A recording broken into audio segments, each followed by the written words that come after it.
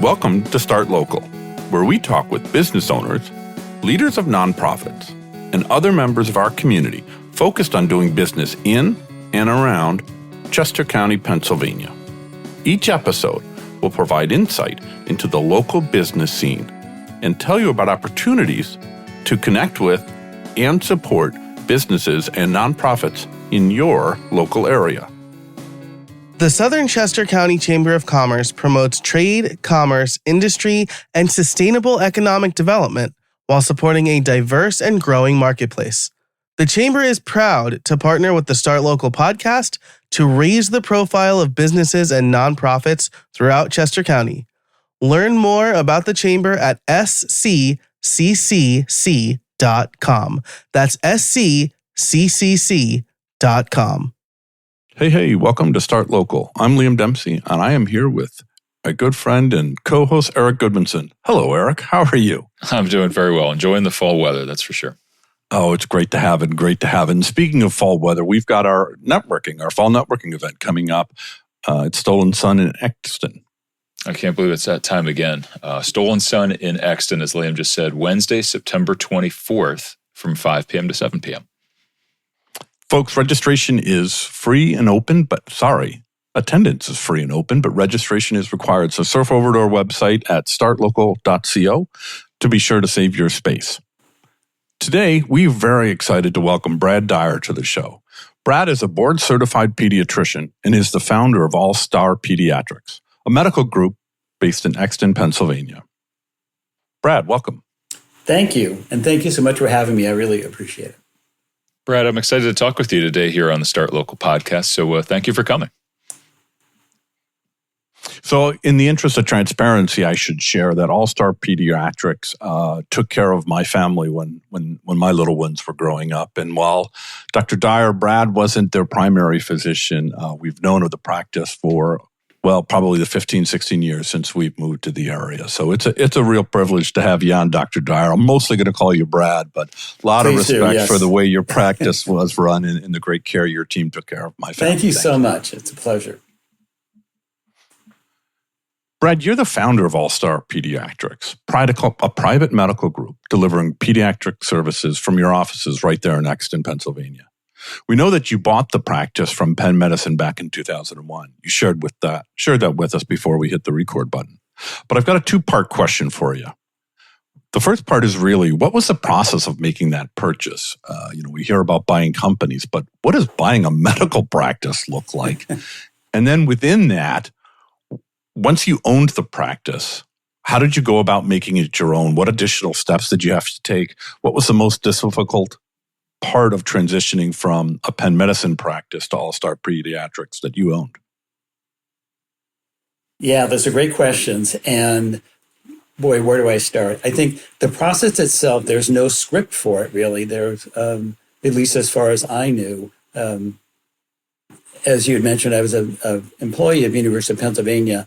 And in the late 90s and early 2000s, hospital systems that had acquired small practices were then divesting of those small practices for whatever reason. And so physicians were buying themselves back. And I was an employee of PMA, Pediatrics, and Clinical Care Associates. And we were affiliated with an adult group in Phoenixville as well, Phoenixville Medical Associates. They were in the process of buying themselves back from the university as well. And so they didn't make a blueprint, but they sort of were a model. We were talking with the same people about buying the practice back. And I had decided back around that time that I would really like to run a single office myself. And so the process is really just talking to people within the Penn system and working out, what that was going to look like, and in terms of office space and patients and charts and personnel and all that kind of thing. And so those are really just done, over, the board table, and we came up with an idea, and then they wrote it up for me. So it was relatively painless in that sense and very congenial. And interestingly enough, Kevin Mahoney, who is he's the CEO of Penn Medicine now, was the person that I was negotiating with when I bought my practice. And we're still friends after all these years. So. I like hearing that. So what was difficult? What did you need to do to turn it from Penn Medicine Pediatrics to All Star Pediatrics? So really it was that part of it, really just kind of making it my own, was selecting employees that I could bring along with me from the old practice to the new practice, and hammering out with University of Pennsylvania whose patients were theirs and whose patients were mine. We allowed people, free choice, other than I was taking over one of their offices of the 5 pediatric offices that they had. And it was just kind of the nuts and bolts of those details and so forth was probably the most difficult part of that. And then just getting up and going to work every day, 24/7 for 6 months as a solo practitioner. I was a solo physician in the practice, and I had a part-time nurse practitioner. Well, let's jump to today. How big is the practice at All Star Pediatrics currently? I imagine you have doctors, clinical staff, admin staff, and more. Tell us also, perhaps this is an even more important question, how many families you serve?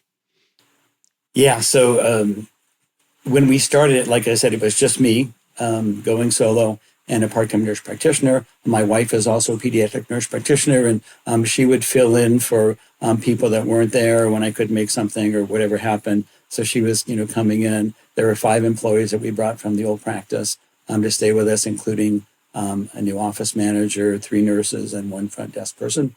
And yeah, there's 5 of us. Now we are 6 physicians, 3 nurse practitioners. And initially we had probably 1,500 patients, maybe 1,500 or 2,000, and now we're 10,000 patients. Wow. And I just checked with my office manager this morning. There are 41 full and part-time employees at the practice. So it's a lot. Mostly clinical people. I think the billing staff and front desk staff is around 15, and the rest are clinical people. Can I ask, is that 10,000 active patients, yes. or is that 10,000? Wow. Yeah. I thought it was 10,000 down the road, kind of cumulative. But that's 10,000 coming into the office on a somewhat regular basis, depending on their medical needs. Yes and no. Yeah. Which, as you know, Liam, as your kids get older, they don't come in very often. We still implore them to come in, and they're supposed to come in contractually once a year. And that's what we sort of work with the insurance companies to try to provide for them.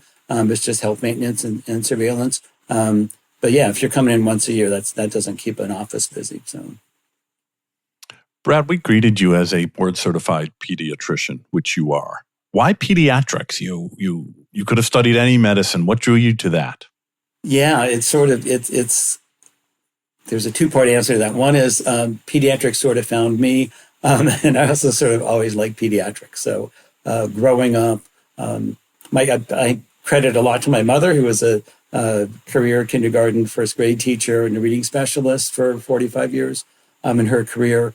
So, she got me into celebrating like every holiday and every kid, coming into, school functions and things like that with her all the time. But then teaching swimming and being a lifeguard, things like that in the summers, during my summers. And I got into medical school and really, my career aspiration was the last rotation I did. Like I really liked this and I really liked this. And that when it came time to decide, it came down to about 3 different specialties. And I just had such a fantastic experience in pediatrics that I decided that was the career for me. Well, as the founder of All Star Pediatrics, you have led its impressive growth for about the last 2 decades, if I recall correctly. So what I imagine is a competitive, difficult market when it comes to hiring and retaining top quality clinicians here in Pennsylvania. What was your secret? How have you been able to recruit and retain such professionally accomplished physicians? It's another great question, and I'll try not to be too long-winded in my answer, but I think it's really about providing care in a wonderful environment. So it's about quality, and it's about treating people well, treating people appropriately, and so forth, and just doing our job as best we can.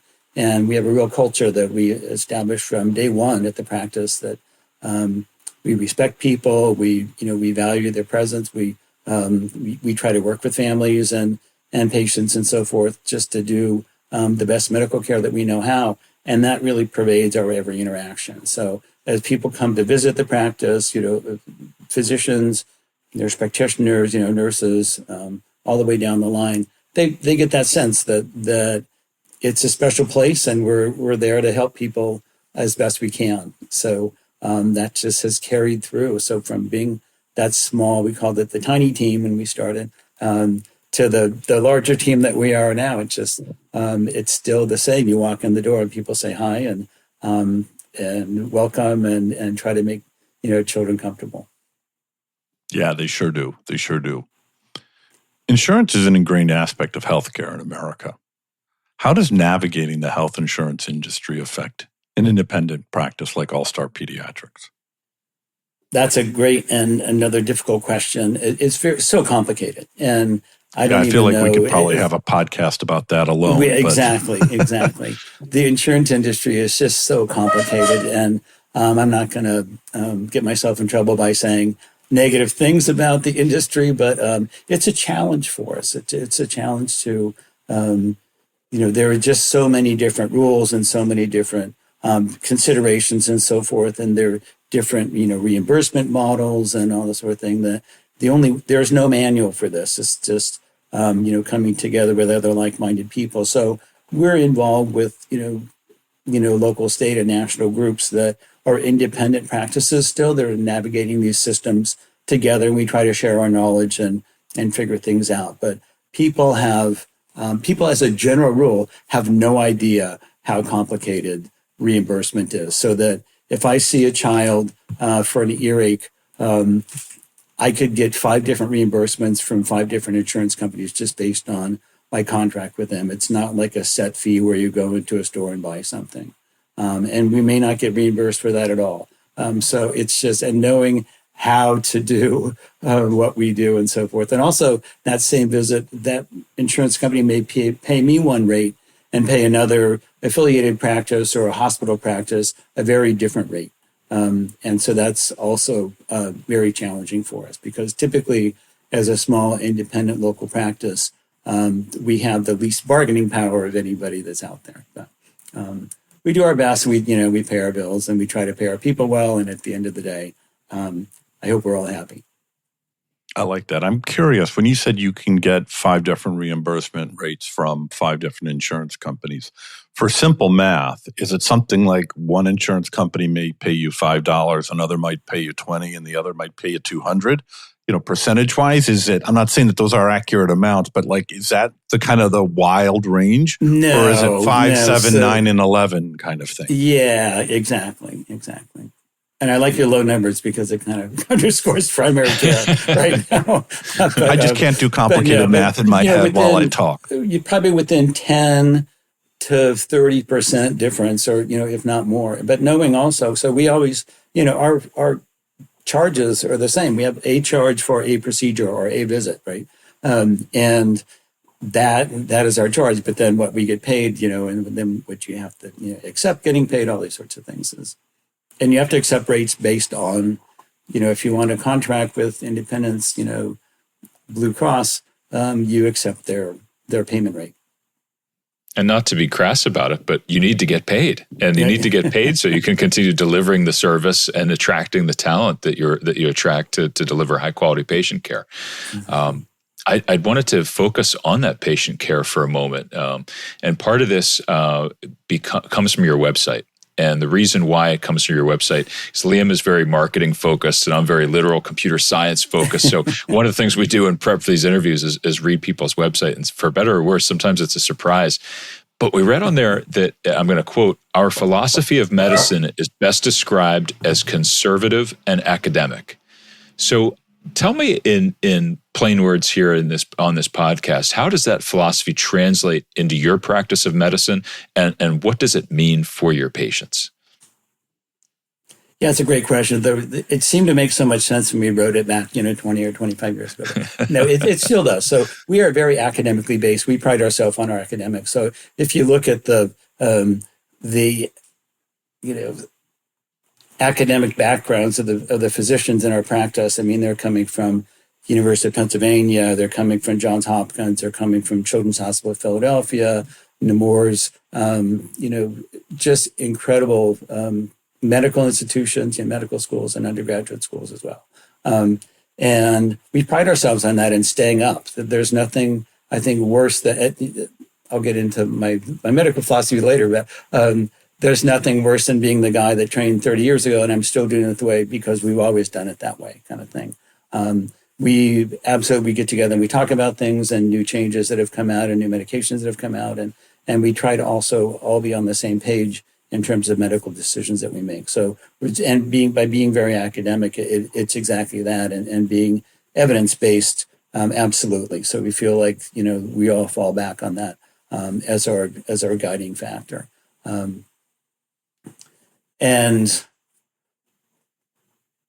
Conservative is maybe not the right term, but we're also, somebody walks in with a particular problem, we try to talk to them about it. We try to listen to the problem, and we try to work through that with them, and not sort of say, we can try this, and then if this doesn't work, something else might work, and so forth, or we might need to go do this and that and the other thing. But we're not going to send you out immediately for like 5 tests and 6 specialists and all that kind of thing for something that we can typically handle. So conservative is that we like to listen, we like to see things early, but we like to let things play out a little bit and not, kind of fly off the handle with every little thing that goes wrong. Conservative is the term that we use for that. No, that definitely answers my question. So thank you for explaining. I guess the other aspect of that, Eric, is that trying not to overtreat. So we try not to, we like to let things kind of work themselves out and not, certainly not every cold with an antibiotic, but every illness doesn't need a medication, doesn't need a prescription or doesn't need a referral. Well, building on from that, in our internet-fueled and now even AI-fueled climate where medical and healthcare guidance sometimes becomes contentious, controversial, or even political, how do you and your colleagues ensure that you're delivering the best medical care you can? It's kind of building on the same question we asked. What's your philosophy? But in terms of how does that play out? How do you stay up to date? How are you deciding when there might be one camp saying medically proceed this way and the other camp saying medically proceed a different way? What does that look like for your team, for you folks? Yeah, I think that it's a multi-pronged approach, if you will. So first and foremost, it's going to be evidence-based, like things that are out there in the medical literature that have been, tried and proven and shown to work, and we're going to stick with those things always. As those things change from time to time, we're going to try to keep up with those changes as they go along. But we're also going to be relying on our experience, as clinicians. Like you said, I've been practicing for over 30 years. Dr. Rob Nichesky, who was my first partner, has been at it for 22 years now. And there's a lot of cumulative experience in the practice. And we still come, and I grab my younger colleagues and bring them in a room and say, what do you think about this rash or whatever? That's all part of what we do together. So it's sticking with known things, not going with trend things, not, using the latest, medication just because they're advertising it on Jeopardy or something like that. And really going with what we're comfortable with. Before we hit the record button today, you shared that you turned over the leadership of All Star Pediatrics to your colleagues a few years ago. So let me take a moment to pause and let you look back on your work. And if you think about that, what about All Star Pediatrics do you consider to be your most meaningful accomplishment? Yeah, that's a big one.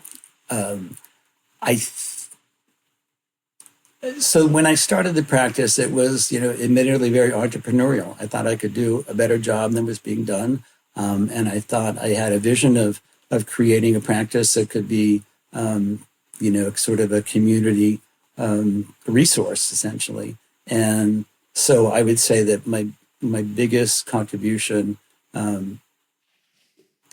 really my biggest achievement is having established that now, having established a practice we've established. blows me away. And I'm not going to take, anywhere near the majority of credit for that, other than, being the founder and then, initiating that ball rolling. And then, just attracting, high quality people all the way and, providing great care. The practice just building on its own momentum as things have gone along. And now, 10,000 patients and not a relatively, giant community is, we are sort of a pillar of the community, and I'm very proud of that.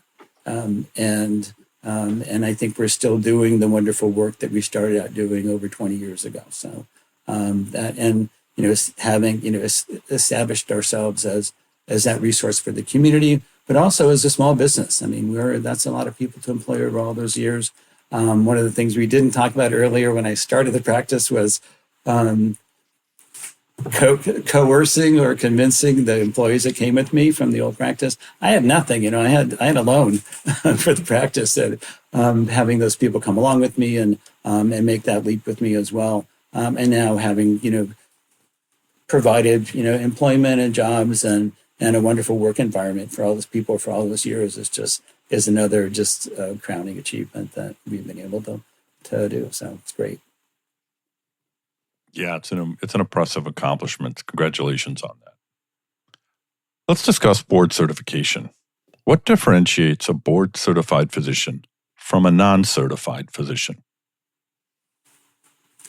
We'll start to answer that by saying, so what does it take to practice medicine in Pennsylvania? So you have to go to a medical school for 4 years. You have to pass 3 different qualifying examinations. There's, part 1, part 2, part 3. One comes in your preclinical years of medical school.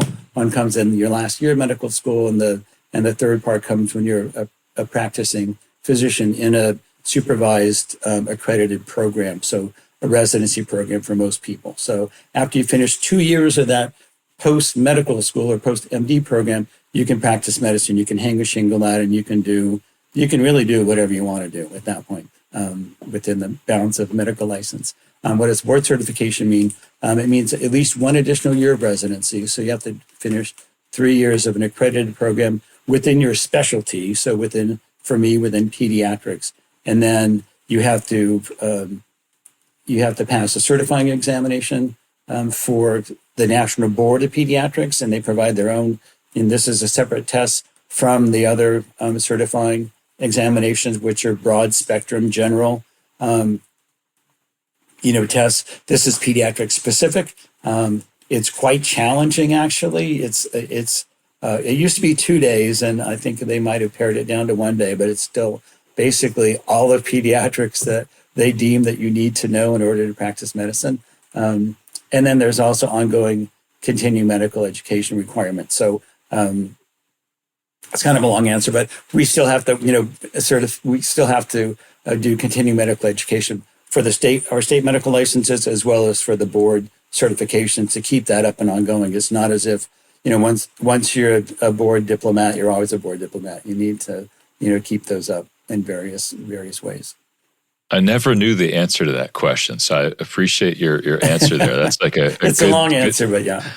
No, that's a very accurate and that answer. goes, so every medical specialty has their own board. So the boards, the internal medicine or family practice or obstetrics and gynecology, everybody has their own board examinations, and everybody does it a little bit differently, and they have their ongoing requirements and so forth. So, which is a great thing, I think. So it's something that we need. So that when you walk into an office of a board certified ear, nose, and throat doctor, you know that they're not just, practicing medicine the way they did 30 years ago. They're keeping that up. Today's an unusual day because Liam is asking the technical questions that I want answered. And I'm about to ask a very emotional question, or potentially emotional question, maybe. Brad, you've been providing pediatric medical care to children in Chester County for over 30 years. And so I would imagine you're probably treating the children of people who came to you when they were patients as when they were children. What is that like as a physician? It's fantastic, as you can imagine. I mean, this is something that it was coming for a while. Like, I was having patients bring me their children for a while, but I hadn't had the experience of having a person who I'd held in my arms in the nursery when they were like literally like, just born or, in the first 2 or 3 days of life, bringing me their children. But now I've had that happen several times. And it's just fantastic. It's everything you would expect of that. So we call them grand patients. And I love it. I love it. It's hopefully a testament and certainly a compliment to us and the work that we've done, but also a testament to that job that we're all about the kids, and they know that relationship that we provide, and they're coming back. And that is one of the things about pediatric care, which is wonderful, is you get to see kids grow up, and given the right circumstances, they come and see me for every one of their well check visits from months to years, to teenage years, to college. We take care of children from birth to age 21. And it's just great as that relationship changes over time. And it's heartwarming. And then having them bring their children back is clearly icing on the cake. Yeah, I can imagine that. And speaking of your position of watching children grow up and then bringing in the next generation of children, you've been privileged to hold a front row seat where you can observe the evolution of generational change, right? You're talking about it now. Mom brings in a child, and then 20 some odd years later, that child brings in their child. Some say a generation is shaped by how they rebel against their parents' generation. Trends and stereotypes of Gen X and millennials have been thoroughly discussed all over the internet. So we're going to ask you to tell us about what you're seeing with the Gen Alpha kids. For clarification, those are children born between 2010 and 2024. And to ask you to see into the future, Brad, what generational changes can you predict that we'll see with the Generation Beta kids born this year and beyond? I first have to admit that I'm really bad about identifying those generations and the labels that we put on the various years. And I try to say, like, what's Gen X? And also I'm not a generalizer like that in terms of like these people are all this is their thinking and so forth. But in terms of what we've seen in terms of, I guess, overall differences in thinking and approach to childbearing and child rearing. For the last 20 years. It's hard to say. I mean, I think clearly the internet has provided people with a lot of information and so forth, and how they use that information is really crucial. And there's a lot of really good information out there on the internet. There's also a lot of bad information. There's also the second guessing that we get with parents, like, because there's so much information out there and because they put pressure on themselves, they feel like they should know it all. They should be better parents. They should, be able to take care of this themselves or whatever, or they should, or I should be worrying about something that they read about on the internet that I may not be thinking about. So it's really how to process that information that we've seen a change in sort of over time. And I think it's getting better. I think that this next generation, and we've seen it in our patients as well. So that really is a reflection on the parents, but and patients as well in terms of how they're interacting with social media and so forth. It may be optimistic of me, but I'm hoping that there have been some trends recently where there's a little bit more of a, let's take this with a grain of salt, and this is a little bit too much, and how much is too much screen time, and how much is too much social media content, and how much are we following things down rabbit holes and so forth. And I think there's been a bit of, I won't call it a backlash, but I think there's been a bit of withdrawing from, just all that information that we can absorb. We're going to try to absorb. So, have you ever written a script like stay off social media or limit your social media to so many hours a day? Well, limit your social media, because one of my big things about technology in general is that we need to really not just ignore things that come along, but we need to learn how to, harness it and use it, with probably artificial intelligence being the latest. It's not going away, right? So, and rather than completely not use it, we need to learn how to work with it and good and bad, and not use it all the time. The other thing I'll say is I think that people are recognizing the value of human interaction and human-to-human contact. And as syrupy as that may sound, I think it's very real. I think that, people interacting with their screens too much and not learning to have a conversation, not learning how to go out socially, all these sorts of things. The value of, in-school learning, the value of attending, summer camps, the value of all sorts of those sorts of interact. The value of going out, and hiking, interacting with nature, being outside, all these things you're seeing people, yell more and more loudly about, and people are coming around to that. And I'm very heartened by that. So I'm hoping that trend of like too much information is going to kind of come back to us and help us put it in perspective. As much as I enjoy technology, I feel very fortunate that I am in Gen X, and to use a stereotype, I know how to turn technology off. I don't feel like I'm going through a complete withdrawal. So it feels good to be able to turn it off and disappear into nature for a little while. Well, let me ask you more about that community interaction question, because we've certainly focused a lot on your role there at All Star Pediatrics, but you're also an active board member on the Chester County Food Bank Board. So tell us what your work on that board entails. Yeah, that's a great question. So I'm going to preface my answer by saying that, and you had alluded to, I'm no longer a partner at All Star Pediatrics. 6 years ago, I started the process of selling my practice to my partners. And part of the reason for doing that was to have time to do things that I'd always wanted to do.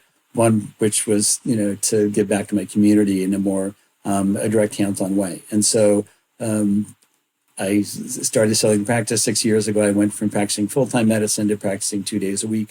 And I always say that I called my bluff, and I just dove in. So I started getting involved with the food bank as a board member. So what that involves is really, number one, educating ourselves on, the magnitude of the problem of food insecurity in our community, and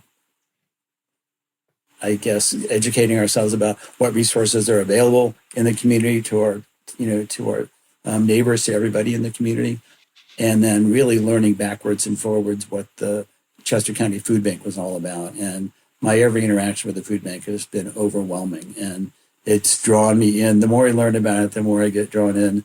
I started out as a board member, and after 4 years became board chair of that organization. I'm now serving in capacity as immediate past chair of the organization. But it's as what you would expect. It's board meeting is an interaction with the CEO, it's interaction with staff, to a limited degree, and other members, and just evaluating programs that we have, and how can we best do the job that we've charged ourselves to do. Yeah, we had Andy out, the CEO of the food bank, back on the show in August of last year, and she talked a lot about food insecurity and the work that the food bank is doing. So folks listening, I invite you to go back and listen to that episode with Andy. We'll go ahead and link to it over on the show notes at startlocal.co.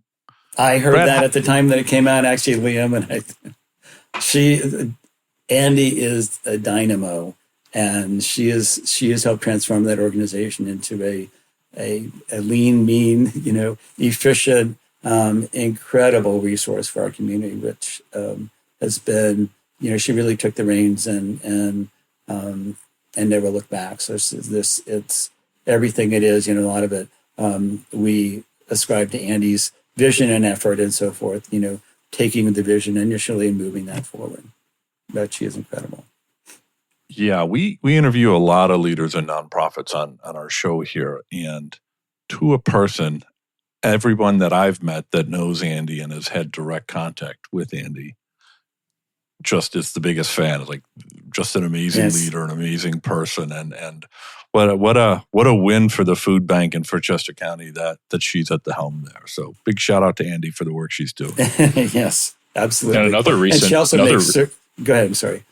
Oh, no, I was sorry. I was going to say that the food bank is full of wins lately, because we also just scored Katie Walker from, a lot of people know her through the Greater Westchester Chamber of Commerce and absolutely love her. So we're excited to see what she does for the She's food now bank our too. Director of Development. And yeah, some people were not so happy with us that we were able to get Katie, because she's so good. They're big shoes to fill. So we're looking forward to working with her in that event. Definitely winning over at the food bank. Go ahead. Andy's made being on the board just a pleasure and just a real educational experience for all of us who are on the board. And our board is now, we're right around 20 people. And it's a very active board. It's a very hands-on board. to answer your question that you asked a little bit ago, we get out there in the community. I think, having your presence at a food cupboard or a food pantry or a food kitchen, makes all the difference to both the volunteers there as well as to people, the neighbors in need that are coming and seeing that you're out there and you're trying to do your best for them. So we do, lots of different community events and so forth, and it's a wonderful organization. Brad, you shared that you began transitioning your practice to give you the time and the space to take an active role in board leadership or board involvement. I'm wondering if you can share any suggestions with listeners who might want to do the same, and knowing that not everyone has a practice to sell, but there's still ways to get involved. And I kind of wonder, what aside from having the time to do so, what was your process? What worked for you to find the right organization and then to get involved in that? Is there anything that you could share that might benefit other folks considering how they might play a more active role in the organizations for causes that matter to them? Yeah, it's a great question, Liam. And I think all along, just having the conversations with people, talking about what people do with their free time and who they work with, and finding out about organizations in your area. Certainly the Chamber and the Community Foundation are great resources for a number of different groups and so forth to get involved. But then just if you have that passion about a particular cause and so forth, just giving that group a call and talking with them. And even if you don't, quite honestly, the food bank was something I heard about it and I was interested in, but it was really a friend that called up and said, we're looking for more help here. Would you get involved? And it was really me. It wasn't like I sought the organization out prior to that, but it was just a fit for me. So it's really both. And the other answer to that question is just pick one or two or three organizations to get involved with and see what you like about them and what you don't like about them. Volunteer in the smallest way. Come to the food bank and pack, boxes on a Saturday morning and see what that's about. And you hear about the organization, or, go to the, one of the mini kitchens, or whatever organization that may be, and just start it. Don't overthink it. Just get out there and do it. And then you can go back, or you could not go back, or you could go to the next one. But if that's a desire of yours, I would really say, go with the planet and dive in. That's wonderful advice. And there are over 400 active nonprofits in Chester County. So if people want to get involved, there's a spot for them to get involved, no doubt. Absolutely. Well, let's talk about you personally for a moment. You do a lot professionally. You do a lot for the community. But for hobbies, you stay pretty busy as well. You're into woodworking. You're into fixing up old vehicles. Tell me about a project you're working on right now. And, what project do you have your eye on next? Wow. So the old vehicle thing kind of fell into my lap, but kind of not. I brought it on myself. And Eric, that sounds like an excuse already, but go ahead. As you know, Eric, my wife grew up on a horse farm in Chester Springs that her 100-year-old father is still living at, and has kept her horses over there for her entire life, and still has 2 horses over there. And we're in the process of renovating that property in hopes that one day we will move in there. A neighbor down the road who passed away a couple years ago now, a year and a half ago, had a 1929 Chevrolet stake bed truck undercover for the last 60 years that some crazy wild hair in me bought and towed over to the farm. So I'm in the process of renovating that. And that kind of started, that was kindled by, I rehabbed a 1949 Farmall Cub little tiny tractor, a 10 horsepower tractor that was her grandfather's that came from New Jersey. And that rekindled that old auto shop thing in me. And that's what I think gave me the false belief that I could rehab this 29 Chevy. So yeah, my hands are greasy and and I'm doing that with a friend because I don't have the knowledge really to sit down with the manuals and say, we need to change the U-joint and the differential. So he's providing that for me, and I'm providing the brawn and the enthusiasm. That, and then also at the farm, you mentioned that I've done some woodworking, and I've taken one of the outbuildings and transforming it into a small wood shop and making little things. I tell people mostly make sawdust, but making birdhouses and other little projects like that, and cutting boards and stuff like that. It's just a very mindful and fun experience. Great hobby. You were born, raised, and educated through your medical degree out in California. You're a California boy. And you came to Philly in the early 90s, if my memory and my reading was right. But you've been here ever since. So the question really is this: how does California living compare to Chester County, Pennsylvania living? It's a little different. Let's just say that. You think? Well, there are many ways that I can answer that for you. So I grew up in Southern California, down in the Los Angeles area, Long Beach area, about 4 miles inland from the coast, in a housing tract that, if you remember the show, The Wonder Years, that was me growing up. I mean, it was really, although that kid was a little bit, younger than me. But and I told my parents I was never, going back there, just because I didn't like, the cement and all the building and all that kind of stuff. You can drive for 100 miles or more and not see literally like an open field of anything. Then I did my education up in the San Francisco Bay Area, and I was up there for 13 years, finishing medical school. And then I came to Children's Hospital, Philadelphia, to train. And that's where I met my wife, who was born and raised in Chester Springs, in this farmhouse that we're redoing. So you fill in the details there. Very different. But I always really enjoyed, open space outside, open country, doing all this sort of stuff. So when Anne first started bringing me out here to her family farm, I was like, oh my God, this is great. Like gone to heaven. So here we are all these years later. I miss some things about, I don't miss the crowds of Southern California, or the kind of the traffic and the fast pace of that lifestyle. But I really do miss, the coast and the mountains and the redwoods and Yosemite, and all these sorts of things. That sort of access is really fun. But those are places that we can all go visit. So, and Chester County living, yeah. Now, if I put together the pieces of everything you've said today, I suspect I know the answer to this question, but I'll let you fill in the details.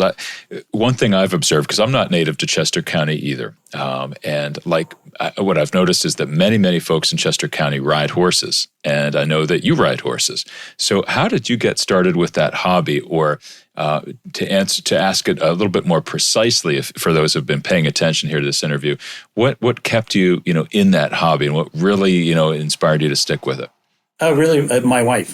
So, plain and simple, all the way. Anne's been riding horses and being involved in fox hunting groups and things like that her entire life, and so that was kind of part of the whole package. And came out and started riding with her, and I love it. I love being out, in the change of season, regardless of what the weather is, getting out and seeing the countryside on the back of a horse is something that you'll never forget. And it's wonderful. And I'm a terrible horseback rider. And Eric, we'll ride together one of these days. But I stay on, and I just enjoy it. I'm not going to be that, that jumper or anything like that. I just like getting outside. Yeah, I love it. I think staying on is a pretty successful horseback rider. What I'm seeing on social media is anything. It is. It's a good goal. Yeah. So the question I have is you talked about that All Star Pediatrics is now up to 10,000 patients. Makes me wonder, is the practice hiring? Are you looking for additional help, either at the clinician level or admin? And if so, where can folks learn more? Yeah, so it depends. There's sort of a pace and so forth to these things, and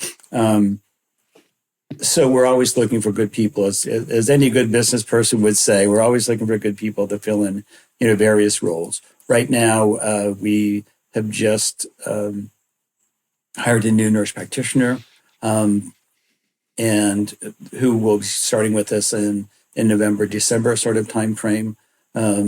But we're always looking for, for great nurses and so forth. And even though we tend to retain, along with our growth, we always have, more needs. And then there's always turnover, of course, in the thankfully low, but in our employees and in our staff and so forth. So yeah, so that if somebody's looking for a clinical or non-clinical role with a fantastic, great business, just go to our website, which is allstarpeds.com, and there'll be links there. Now I have a question for you that we like to ask all of our guests. It tends to be one of the harder questions, I think. But tell us about a business or a nonprofit that more folks should know about. Boy, I could go on for an hour with that one. I will start. So I'll start with the Chester County Food Bank, which is obviously near and dear to my heart. I will, and what people kind of maybe know or maybe don't know about food insecurity in Chester County and the Food Insecurity Network is that the Chester County Food Bank is the only food bank in Chester County. And our job is to source food and deliver it to the over 100 partner organizations in Chester County. We serve over 40,000 people a year who are food insecure. And so our organization is driving the tractor trailers to the pantry, which might be open 1 day a week or 2 days a week, those sorts of things, for just several hours and so forth. And we time the deliveries and all that kind of thing. And then there are larger pantries like Westchester Food Cupboard and Phoenixville Area Community Service Packs in Phoenixville who are open, like a store, and they're open, 5 days a week, 6 days a week. So learning those organizations and so forth, I want to give them all a shout out, and certainly the food bank is near and dear to my heart. One other organization that I'd really like to mention is a group called Better Days Ahead, which is a group that's serving a homeless population in Chester County, or unhoused, I think is the appropriate current term. And they are phenomenal. And it's their CEO goes out to the site with people and is really, trying to provide them essentials, trying to provide them with cell phones, trying to provide them with, non-perishable foods, which is, something the food bank prides itself on, perishable foods. Unhoused people who don't have refrigeration and don't have kitchens don't have that, facility. So they're doing incredible work and just getting out into the community where they need to be. If there's somebody that, looks like they're in trouble, you can call them up and they'll send somebody to the site and try to